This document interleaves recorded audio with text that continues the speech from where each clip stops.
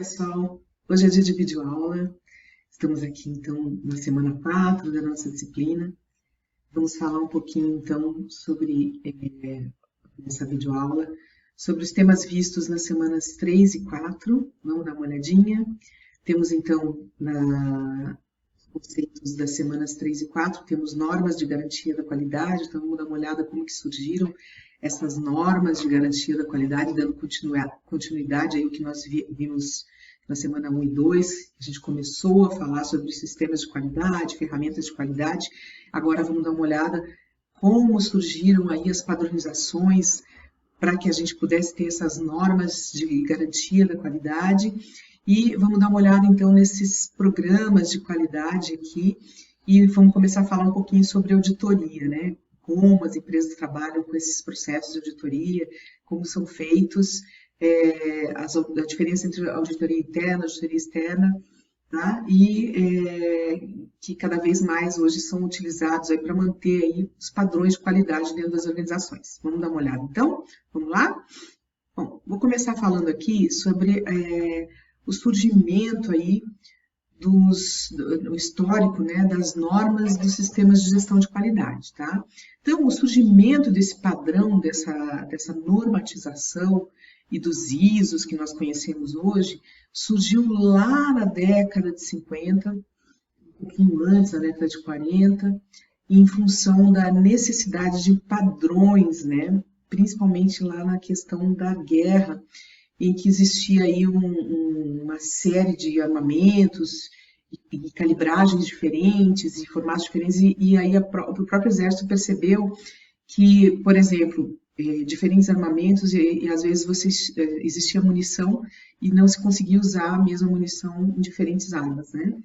E aí, a partir disso, e até da própria falta de segurança e de qualidade nesse processo, começaram a existir aí algumas normatizações que vieram através de leis para que o próprio, né, armamento ali do exército e tal passasse a ter um padrão, né? Isso aconteceu então aqui nessa época, tá? Para que então se houvesse uma maior segurança, inclusive dos próprios exércitos. Então essa normatização começa aqui. E aí surge essa primeira norma aqui, tá? Que veio através do sistema, né, de defesa dos Estados Unidos, tá? Essa primeira norma, então, surge lá em 1959, de fato, e depois, em 1969, ela sofre alguma revisão aqui para ter novos requisitos e tal. Então, aqui a gente começa a ter a primeira história, né? Dei uma lidinha no material que a gente tem lá na semana 3, que fala um pouco mais sobre esse tema, tá? Eu não vou me aprofundar aqui, que é mais para a gente entender de onde surge aí as primeiras normatizações, certo? Depois a gente vai ter aí novas publicações e normas de orientação já mais recentes, né? Que vão atender a industrialização, óbvio, né? Por quê? Porque, obviamente, que a partir do final da Segunda Guerra, quando a gente tem lá o processo de industrialização, como a gente já viu, né? Falando de qualidade, a gente começa a ter problemas, né? Problemas de defeito, problemas de não padrão, né? E aí, obviamente, surgem as necessidades de publicação em série de normas de orientação, né? Normas de orientação para produção, para padronização de elementos e tal. Então, em 74, a gente começa a assistir aí as primeiras leis de normatização. Depois, em 79, uma nova revisão, né, dessas normas, tá? Então, a gente passa a ter uma revisão. E aqui começa, então, a surgir a ISO, que é o que nós usamos hoje, né? As padronizações aí da ISO, tá? Então, daqui para frente a gente vê o surgimento vamos dizer assim, o nascimento da ISO, né? Lá em 87, então, a ISO, então, é publicada, né? As primeiras normas da ISO 9000, certo? Em 87, e de lá para cá a gente tem uma série de adaptações da ISO. Então, a primeira revisão a ISO, ela vem primeiro como uma documentação, né? Então, um padrão de documentos, né? Depois ela sofre uma nova revisão, uma primeira revisão de normas de procedimentos, né? Depois ela passa de novo, de 94 em 2000, uma segunda revisão de normas, onde são fundidas outras ISOs que vieram, tá? A ISO 9001, então revisões posteriores que vieram são fundidas a ela. Depois, em 2008, nós temos uma terceira revisão das mesmas normas da ISO 9001, perdão, em 2008, né? A 9001 ela é novamente reformulada. E aí nós temos uma grande reformulação em 2015, que é a atual ISO 9001. A gente vai ver aqui quais foram os a grande mudança, né, que ocorreu. Lá no nosso material, vocês podem observar quais foram os elementos fundamentais de mudança nesses anos do surgimento da ISO até 2015, tá? Então, são geralmente mudanças de padrão ali, que ocorrem, né, de elementos que vão sendo incluídos na ISO, né, e melhorados depois, até o momento que nós temos em setembro de 2015 ali, a publicação da versão atual, e eu já mostro para vocês daqui a pouco essa última atualização, que foi uma adequação para atender melhor a formatação dela, né, na questão de implantação dela nas organizações, tá? E aí, assim, a gente tem lá desde das primeiras formatações de lei, de normas de garantia que aconteceram, né, lá na Suíça, até o tempo atual. E aqui no Brasil nós temos a regulamentação das normas técnicas através da BNT, tá? E, obviamente, que tudo isso nos protege enquanto consumidores, né,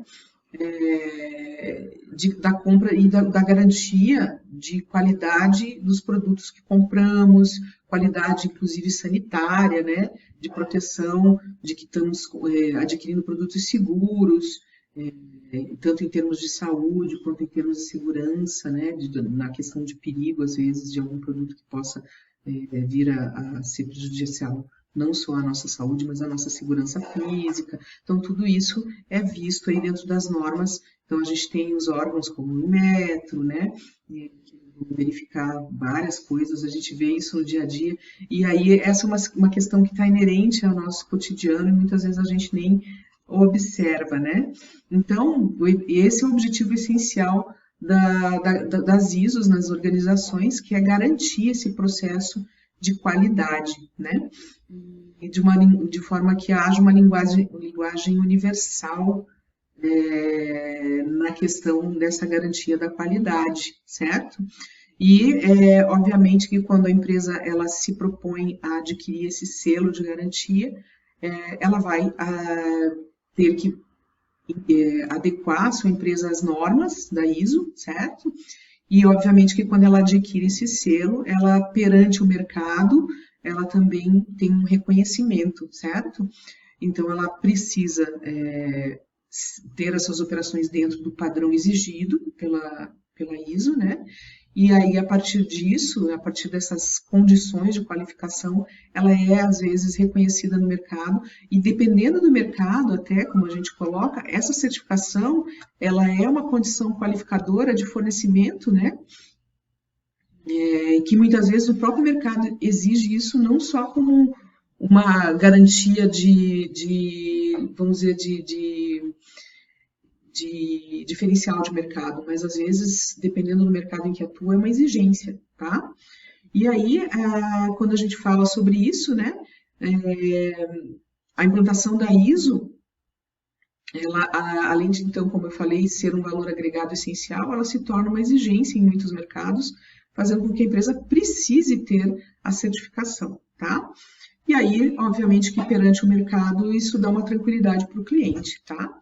E aí a gente vê aqui, por exemplo, um esquema aqui de um sistema baseado, né, na implantação das normas da ISO, tá? Para a melhoria contínua e sustentada num processo de gestão de qualidade, tá? Então, há uma responsabilidade geral da empresa, desde a alta gestão, né, até o envolvimento de todas as áreas e colaboradores da organização. Então, vejam que o processo de gestão ele não é simplesmente um processo para o mercado, ele é um processo que envolve tanto a questão do produto final, quanto a melhoria contínua dentro da organização, ou seja, eu preciso me adequar tanto em termos de produto quanto em termos de processos dentro da organização, tá? Então, há a responsabilidade da autogestão, tá? Há a responsabilidade de medição e análise de melhorias contínuas, há a responsabilidade de realização de produtos adequados ao mercado, então há a questão de entrada de pré-requisitos para atendimento do cliente no mercado, então não é apenas pura e simplesmente questões de segurança, ou seja, de saída do mercado, mas há uma preocupação antes do processo, ou seja, eu preciso atender esse mercado de forma qualificada pelos pré-requisitos que esse mercado necessita, certo? Então, eu já preciso fazer uma gestão de recursos antes do processo produtivo, eu preciso verificar se os meus fornecedores também estão de acordo com o processo, eu preciso verificar se os meus fornecedores atendem também aos requisitos, eu preciso verificar se a matéria-prima atende aos requisitos, eu preciso verificar se a embalagem atende aos pré-requisitos, normas dentro de embalagem, se elas são seguras, se elas atendem, se elas não são tóxicas, não são poluentes. Então, tudo isso são pré-requisitos que vão atender esse cliente no mercado e tem que estar dentro da gestão dos recursos. E vejam que há a responsabilidade da autogestão para essa gestão de recursos, antes mesmo de pensar em produzir, certo? Esse produto tem que estar em conformidade também, então vejam que é um ciclo que não tem fim na melhoria contínua, certo? Depois que eu faço todo esse processo, eu tenho que permanecer fazendo medições e análises de possíveis erros que surjam no processo, que precisem ser corrigidos, ou possíveis melhorias que possam ser implantadas, certo? Na hora de, então aqui são as entradas, aqui é o meu processo, entradas, processo e saídas. E aí, essas saídas aqui, para atender satisfatoriamente o meu cliente lá na ponta. Então, o meu cliente está no antes, está no durante, está no depois, certo? Então, o que acontece?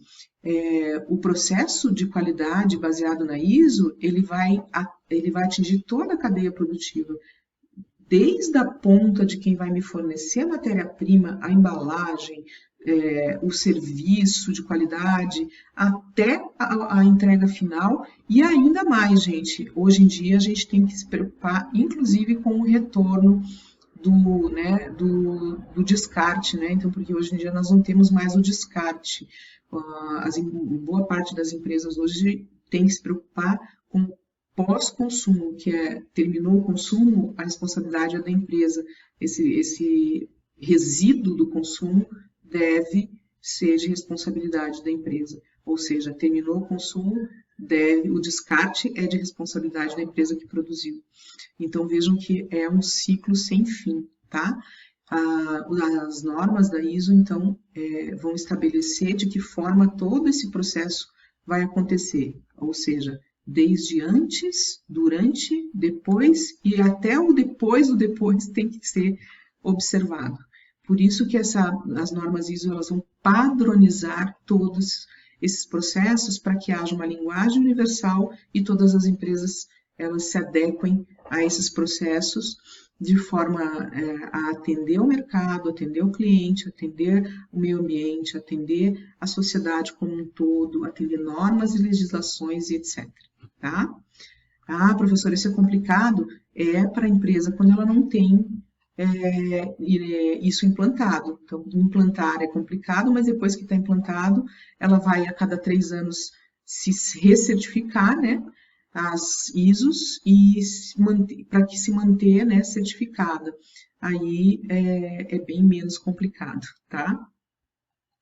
Aqui eu coloquei, então, os princípios do sistema de gestão da qualidade, que seria, eu não vou ler tudo, eu vou deixar esse material para vocês que vocês se aprofundem, então, que é o foco no cliente, então, como a gente comentou, a gestão da qualidade, ela tem que atender as expectativas, na ponta do cliente, e a gente não fala o cliente somente consumidor, quando a gente fala, a gente não imagina só o cliente final como pessoa física, mas qualquer cliente, né?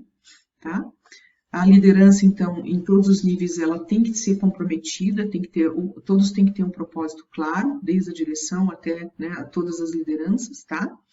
O compromisso das pessoas na empresa, então todas as pessoas têm que ter muito claro quais são os objetivos da gestão da qualidade, né, de todos os colaboradores da empresa. Então, desde os que estão no chão da fábrica até a alta gestão, todos têm que ter muito claro qual é o compromisso da empresa com a gestão da qualidade, né, tá? Processos e abordagens, tá? Então, os resultados, eles precisam aqui ser previsíveis, ser alcançados, precisam ser mensuráveis, precisam ser interrelacionados entre as áreas, ser coerentes, né? Então, não adianta eu colocar objetivos que eu não possa medir, não adianta eu colocar objetivos que não sejam alcançáveis. Então, precisa haver muita coerência na construção desses objetivos, desses processos de abordagem, tá? Então, tudo isso tem que ser muito claro, muito bem desenhado, tá? A melhoria, então, organizações bem-sucedidas têm um foco contínuo em melhoria, então, é sempre para frente, sempre cada vez melhor, então, os objetivos têm que ser sempre medidos para que a empresa possa o tempo todo observar em que processos as melhorias podem ser implantadas ou de que maneira alguns processos podem ser aprimorados, tá? Observando como medições e níveis de desempenho para que se verifique falhas e a cada processo, né, verificado em que hajam falhas, se observe aonde a falha ocorre para se promover melhorias, tá? Técnicas baseadas em evidências, obviamente, né? Então, é preciso análise, é preciso dados concretos, é preciso informação, por isso organização, para se almejar resultados e, obviamente, assim, a empresa ter tomadas de decisões coerentes e estratégicas para sempre conseguir através de evidências claras, né, poder, além das melhorias contínuas, né, compreender as relações entre as áreas, né, aonde as coisas podem ou não representar risco, etc. Tá? E, obviamente, a gestão de relacionamento, tá? Então, ela precisa fazer tanto a gestão de relacionamento interna quanto de fornecedores, quanto, né, com todos os seus stakeholders e as partes interessadas, né? Porque essa gestão de relacionamento, ela é muito importante para o sucesso da estratégia da empresa, tá? Então, vejam que é um desdobramento grande, como eu falei, de uma ponta a outra. Então, a gestão de relacionamento começa lá nos fornecedores e vai até a gestão de relacionamento com o mercado, tá? Então, esse processo, ele é muito importante. Então, as parcerias são importantes, assim como é importante a imagem da empresa para o mercado, ok? Bem, continuando aqui sobre as mudanças que a ISO sofreu ao longo do tempo, tá? Então, esse aqui é o modelo da ISO antes da mudança de 2008 para 2015. Então, vejam que quando a gente olha para o modelo e para o ciclo do PDCA, né, que é o fazer, planejar, checar e agir, a gente olha que dentro do modelo que estava descrito antes, esse fazer, planejar, checar, ele estava distribuído ao longo das etapas 4 até a 10 de forma não tão uniforme, né? Então, por exemplo, aqui na etapa 4 tinha o fazer, na etapa 5 planejar e checar, na etapa 6 planejar e fazer, na etapa 7 fazer e checar, e na etapa 8 o fazer, checar e agir. Então, vejam que aqui envolvia sistema de gestão, aqui responsabilidade da direção, gestão de recursos, né? Então, os desdobramentos aqui nessa versão de 2008. Aí eu trouxe aqui para vocês observarem a gestão de 2015, como ela ficou muito mais clara e objetiva, né, em relação ao PDCA. Por quê? Porque aqui, quando você observa as etapas, até a etapa 10, lá nós estávamos até a etapa 8 só, você observa que o planejar, fazer, checar e agir estão distribuídos de forma mais objetiva e mais linear, né, mais clara, nas primeiras etapas, 4 e 6, aí está o processo de planejar, que seria aqui, né, primeiro observar aqui no contexto da organização, conhecer melhor o processo da empresa, né? Depois aqui a questão do processo da liderança, né? O desenho das próprias políticas da liderança. Então, aqui primeiro conhecer as necessidades da empresa, depois desenhar os processos e os papéis de cada um, planejar as ações antes, né? Então, primeiro o planejamento, tá? Depois o fazer. Então, aqui distribuir aqui os processos de apoio, né? Quais são os recursos e as competências de cada área, né? Que vão ser utilizadas, operacionalizar, então aqui já está no fazer, né? Operacionalizar os processos, certo? Aí depois vem o checar, que é analisar o desempenho do que foi feito, e aí o agir, que seria propor melhorias, né? Verificar as áreas, as não conformidades, né? E aí voltar o processo para aquilo que precisa ser refeito. Então, observem que ficou bem mais linear do que estava antes no modelo anterior. Então, isso ficou muito mais desenhado, muito mais claro no novo modelo da ISO para o processo de implementação usando o PDCA, tá? Então, lendo o material que nós temos lá na semana 3, falando da ISO, e olhando aqui esse desenho que eu trouxe, eu acho que fica um pouco mais objetivo, mais claro, quais foram as mudanças que ocorreram na ISO nesse processo, tá? Aqui eu trouxe um link também, tá? Sobre as normas da ISO, para quem quiser se aprofundar um pouco mais, né? Mas isso aqui também é muito simples e muito fácil de achar os conceitos alterados na versão, se vocês quiserem se aprofundar a essas alterações da ISO, tá? É só acessar o link aqui, vou deixar esse material junto, né, com a nossa videoaula. É só acessar o link aqui que vocês conseguem ler todas as normas que foram alteradas por área daí. Então, todas as áreas de utilização da ISO, né, para os padrões estão lá, é só acessar e olhar a cada área quais foram as alterações propostas, tá? Como são muitas, eu não coloquei todas aqui, senão ficaria uma aula muito cansativa, muito longa. Mas é só acessar o documento, que lá está bem detalhado quais foram as alterações por área, ok? Bom, agora passando a semana 4, a gente vai falar um pouquinho sobre auditoria, né? Bem, auditoria, gente, é um nome que sempre quando a gente fala nas empresas, as pessoas se assustam um pouquinho, né? Nossa, vai ter auditoria, principalmente nas empresas privadas, assim, quando se fala em auditoria, as pessoas ficam um pouco tensas, mas a gente precisa entender que esse processo ele precisa ser visto com um pouco mais de tranquilidade, porque o processo de auditoria nas empresas, primeiro, a ideia é que a auditoria ela venha com um olhar não de fiscalização, de como se as pessoas estivessem fazendo coisas erradas ou não, mas com o processo de que as empresas sejam auditadas no sentido de conformidade, né? Simplesmente de conformidade, de que elas estão fazendo tudo de acordo com o que elas se propõem a fazer, tá? Então, a auditoria seria a conformidade, seria verificar se está tudo certinho, se não precisa de ajuste, se não tem algo que possa ser melhorado em termos de processo. Isso sim é uma forma positiva de se enxergar a auditoria, tá? Então, verificar se as atividades estão legais, se está tudo certo, se está dentro da lei, se não tem alguma coisa que pode ser feita de uma outra forma, né, de uma forma melhor. Isso é uma forma positiva de enxergar a auditoria, e não como algo negativo, como muitas vezes as pessoas olham e ficam tensas quando vai a uma auditoria. Então, quais são, assim, os principais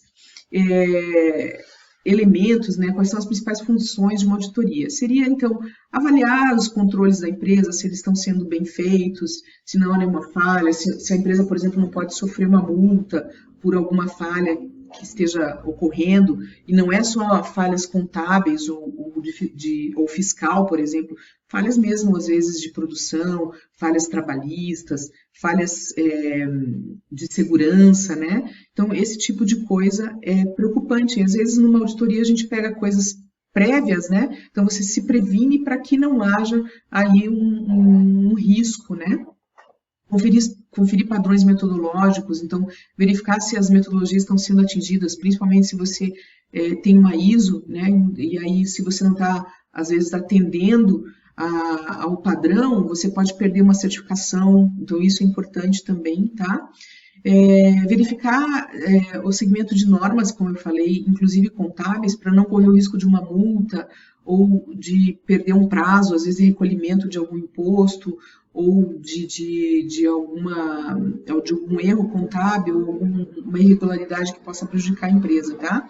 E conferir aí a transparência dos dados de segurança, como a gente falou. Hoje em dia, inclusive com a Lei Geral de Proteção de Dados, né, é muito importante que isso esteja muito transparente, muito claro, para evitar, inclusive, problemas com a justiça, né? Então, é preciso estar sempre em dia com esse apanhado de informações, tá? Então, a auditoria, às vezes, vem como um auxílio nesse processo de verificação dentro das empresas, porque são tantas informações, né, que no dia a dia alguma coisa pode passar batido, né? Então, é importante a gente olhar com uma lente diferente para a auditoria e não de fiscalização no sentido de ver o que as pessoas estão fazendo errado. Não, de prevenção a não se ter problemas dentro da empresa, tá? Opa, pulei aqui. A diferença entre a auditoria interna e a auditoria externa, né? Então, quando a gente fala em auditoria interna, ela visa, então, a validar controles internos da empresa mesmo, e pode ser feita por pessoas da própria empresa, né? Para verificação de erros, de correções internas da empresa, até mesmo por estratégia, por cuidados de planejamento e tal, tá? E a auditoria externa não, ela geralmente é realizada por órgãos e por empresas independentes de auditagem, né? Sem vínculo com a empresa, então visa essa transparência, né? Ou geralmente é feita para a conquista dessas certificações de ISO, por exemplo, ou de outras certificações necessárias para a empresa, geralmente são feitas, então, ou a pedido de algum órgão ou uma legislação, e aí essa auditagem pode ser feita também para assegurar alguma certificação já existente na empresa, tá? Então, aqui eu coloquei esse mapinha que já está lá no material de vocês. Então, os principais objetivos da auditoria, então, nesse caso, né, evidenciar aí a aplicação de correções de normas, como a gente estava falando, avaliar sistemas de gestão de qualidade, né, sistemas de gestão integrada, se essas integrações estão de acordo, né, a conformidade, tá? Fazer verificações de sistemas com bases aí, né, em resultados, em estratégias da empresa, se ela está dentro do que está sendo esperado, se os objetivos estão sendo atingidos, né, fazer medições, e é importante a gente ter lá os KPIs, né, e as verificações de medição de indicadores, se esses indicadores estão sendo atingidos ou não, tá? E a identificação de conformidades, como eu falei, e até as oportunidades de melhorias, daí que é a partir desses indicadores e verificar aquilo que não está em conformidade para fazer ajustes, tá? Então, são objetivos bem interessantes que, através de medições, permitem à empresa observar se ela está no caminho certo, se ela precisa fazer algum tipo de ajuste ou não, e como eu falei, fazer essa linha de verificação. Inclusive, é muito legal, porque a empresa consegue ver quanto ela cresceu, quantas mudanças foram atingidas, ou, né, se os objetivos foram atingidos ou não, e olhar para o futuro estratégico e, inclusive, planejar esse futuro, tá? Algumas empresas, aqui, ó, algumas empresas são obrigadas a fazer auditoria, tá? Então, a legislação, algumas empresas, por exemplo, com faturamentos superiores, aí como a gente colocou a 240 milhões, ou receita bruta anual superior a 300 milhões, essas empresas elas são obrigadas a fazer auditoria externa, né, por lei, e algumas instituições, como instituições financeiras e empresas de capital aberto, também são obrigadas a prestar contas, né, e fazer auditorias, tá? Então, as empresas sempre têm que estar atentas às legislações, então, de acordo com a lei, quais são as empresas aí que precisam aí no mercado apresentar auditorias, tá? E aí a gente passa aqui agora a falar na semana 4 sobre os controles, né, que estão lá na semana de vocês de estudo, aqui tá bem ruim de eu colocar a minha imagem, mas enfim, um deles que é aí as análises de perigos e pontos críticos de controle, que são muito utilizados pela indústria farmacêutica, indústria de alimentos e tal, que são utilizados então para controlar o que, né? Surgiram também lá há muito tempo já, se originou lá na Grã-Bretanha esse sistema aqui, o HACCP, que na tradução para o português é o APPCC, né? Que se originou com a necessidade de controlar os riscos de contaminação, né? Tá? Por isso que é muito usado na indústria farmacêutica e na indústria de alimentos, né? Depois foi utilizado também pela NASA quando mandou os primeiros astronautas para o espaço, né? Para evitar a contaminação de alimentos e que esses astronautas pudessem adoecer, né? Ser contaminados de alguma forma. E aí eu coloquei aqui para vocês um esquema, um mapinha mental das etapas, né? Então, as primeiras etapas, que são as preliminares, que é para que se haja esse controle, né? Que é a formação das equipes que vão fazer esse tipo de controle. Depois é preciso fazer a descrição dos produtos que vão ser controlados, identificação da interação de uso desses produtos, tá?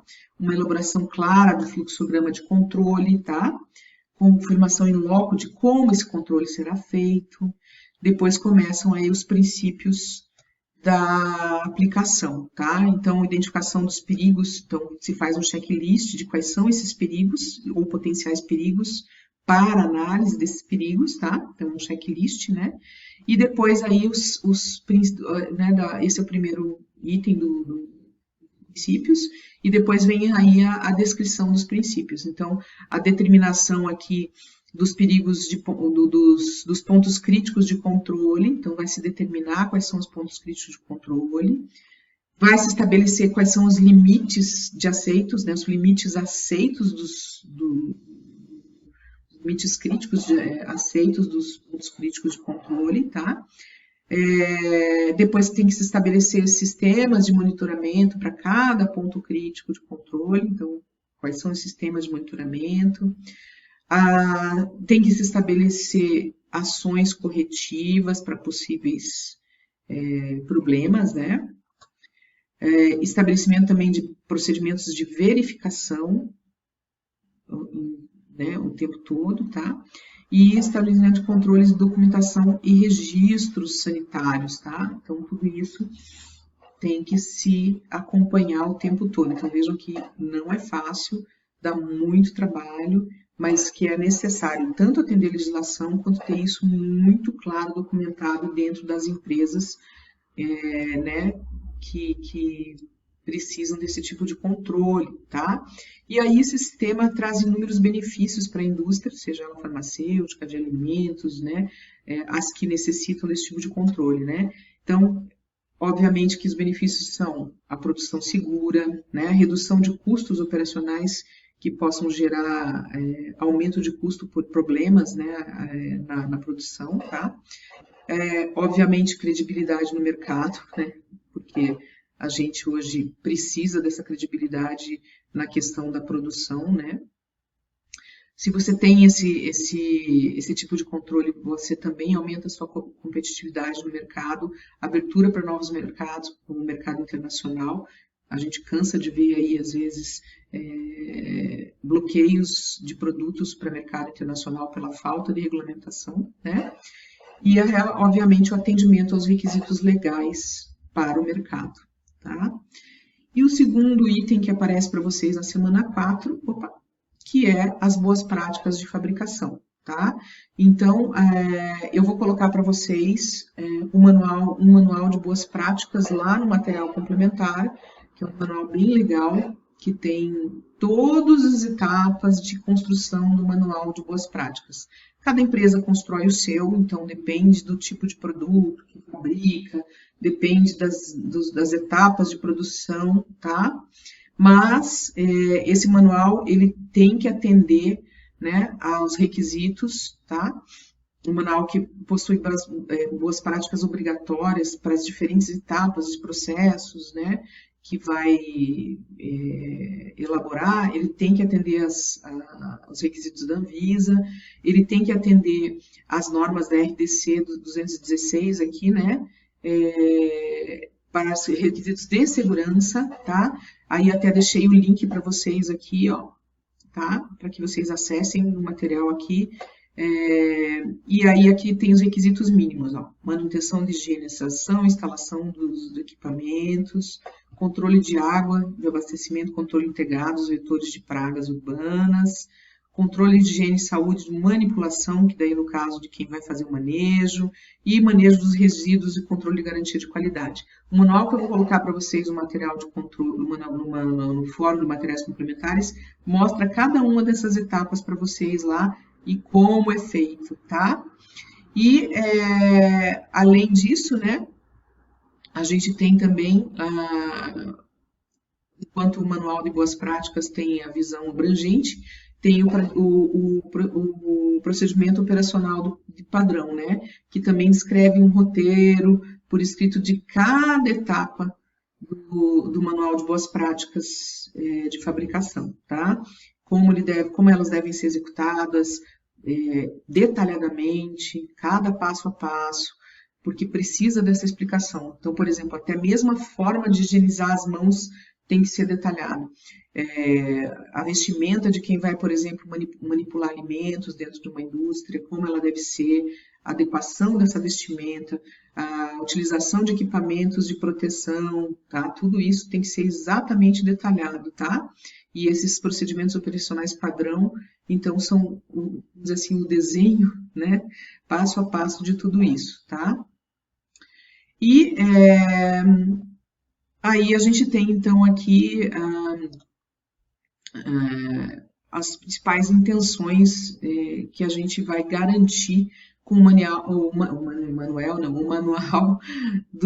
das boas práticas de fabricação, que que ele vai abranger, né, os requisitos de higiene e qualidade no cumprimento de todas as etapas de fabricação, seja no recebimento de matéria-prima, armazenagem, preparação de produtos, manipulação, embalagem, transporte, logística. Então, ele vai pegar o ciclo como um todo, tá?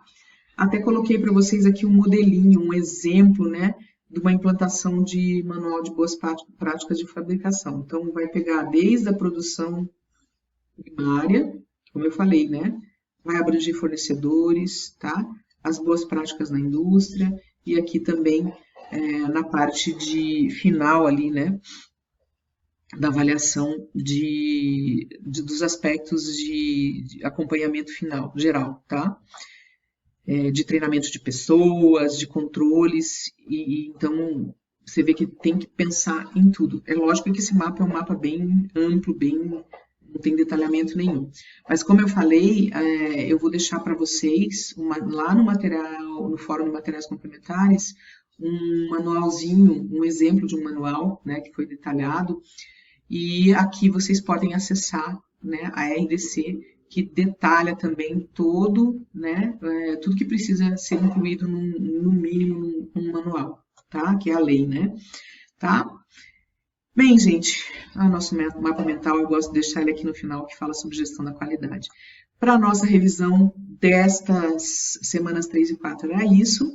Qualquer dúvida que vocês tenham, vocês podem me procurar lá no Fale com a Gente. Não esqueçam que na semana 4 nós temos uma atividade somativa que faz parte da nota de vocês aí da disciplina, tá? Não esqueçam que essa atividade ela precisa ser realizada dentro da semana 4, porque depois que a semana fecha, essa atividade não está mais disponível para realização, tá bom? Desejo a todos um bom final de semana e até a próxima. Tchau, tchau.